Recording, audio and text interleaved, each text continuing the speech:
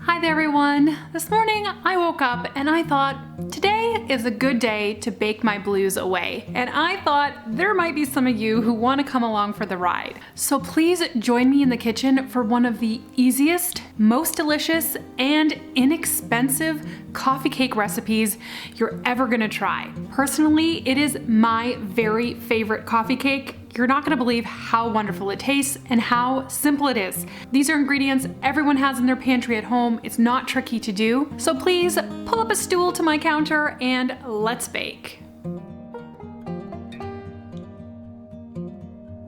Well, hi everyone, I'm Jen Least if you're new here to the channel. I can't wait to show you this recipe. It's actually my mother's recipe who got it from her mother before her. It's so easy and inexpensive, which makes it just kind of like a great piece of my baking arsenal for living on less. And it tastes delicious warm right out of the oven, but also once it's cooled down, it's great to pack in like a school lunch or for your lunch at work. Just one of those all-around great recipes to share with anybody. So when Andrew and I first started out as foster parents and also adoptive parents, I noticed something pretty quickly. There's certain things I'm not very good at, okay, that my husband is definitely better at when it comes to the kids. He is so good at getting down on the floor and playing with them, about being silly, playing lots of games. He's very athletic, he's out there running around playing with them. I am horrible at that, and I'm sure that's much to the disappointment of my children, both biological foster and adopted children. But I remember when we did our foster parent training, there was a video and there was a woman who shared about being a foster mom in there. And I think she was kind of a similar type of person to me, but she was foster parenting in, I think it was Chicago. She was an African-American woman kind of living in an area of Chicago that there was a great need for foster parents. And I remember specifically one thing she said. She said, you do not need special skills to be a foster or an adoptive parent. Do what you are good at. And for her, she said the amount of healing it brought to children just to bring them into the kitchen and bake some Christmas cookies together. She knew that's something she could do, and she wasn't, an expert therapist or counselor. She wasn't really good at dealing with traumatic behaviors, but she could bake cookies with those kids. And that really spoke to me because, speak to your strengths. And I discovered when we adopted and we fostered that there are certain unspoken activities you can do with your children that do bring a lot of healing.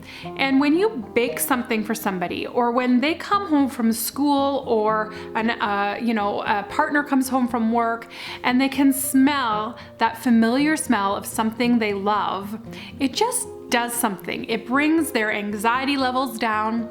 It makes them feel included, connected, at home. And this recipe I'm going to share with you today is one of those recipes for my kids, particularly some of my adopted children who came from the north. Drinking coffee and coffee cake was like a big part of their childhood and culture before they ever came to us. So whenever I make a coffee cake, they get this spark in their eyes and they just kind of sigh, and they just love not just eating it, but the smell of it baking. So I want to challenge you to try this really simple recipe out, maybe on someone who needs a lift. Someone who's hurting. So don't just make it for yourself, make it for someone who's maybe having a bad day and just needs a little pick-me-up. So with that in mind, let's get baking. You'll see here we are using very simple ingredients everyone probably has in their pantry. Flour, white sugar, brown sugar, baking powder, salt, cinnamon, butter, milk, and egg. Now I have two different pans here. Today I'm gonna make this in a circular springform pan, but please you guys, do not stress over what pan you're gonna use. You can easily use a square glass pan. I often use this square size and just cut my coffee cake into 9 square pieces, but I wanted to be a little fancier today, so I'm using this round pan instead. The first thing you're gonna do is blend up dry ingredients. So we have here 1 3/4 cups of white all-purpose flour, 3 teaspoons of baking powder, half a teaspoon of salt, and 2/3 of a cup of sugar. Take those dry ingredients and just blend them together with a fork. Now you're going to cut in 1/3 of a cup of butter. If you do not have butter on hand, have no fear, you can easily substitute with margarine or vegetable shortening. Once this mixture is kind of crumbly, you're going to add in your wet ingredients. 1 whisked egg, 1 cup of milk, and a half a teaspoon of vanilla. Take your spatula and simply mix this all together. Just be casual about it. This is one you do not want to blend with beaters because you want it to have kind of a crumbly, moist texture. Now put this into your greased pan. Next, you're going to melt 2 tablespoons of butter and mix in with that 3/4 of a cup of brown sugar and 1 teaspoon of cinnamon. Now this is the good stuff. You're gonna sprinkle this all over the top of your coffee cake. And what's gonna happen as it bakes is it's going to blend and meld all throughout the cake. I forgot to mention to preheat your oven, so please preheat your oven before you mix this to 375 degrees. And this is going to take only about 30 to 40 minutes to bake. You'll know it's done when you pop a toothpick or a fork in the center and it doesn't come out wet. Time to dig in. Trust me, you guys, you gotta make it. It melts in your mouth. It's so good warm.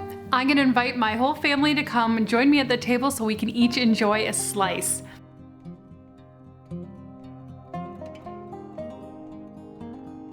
If you like this video, please let me know by giving it a big thumbs up. It would really help the channel out. And if you haven't yet subscribed yet to the channel or signed up for notifications when a video goes live, you really should. By the way, here are some more videos of me in the kitchen if you'd like to learn some more simple recipes for living on less in your own home. Thank you so much for joining me, everyone. For the least, this is Jen.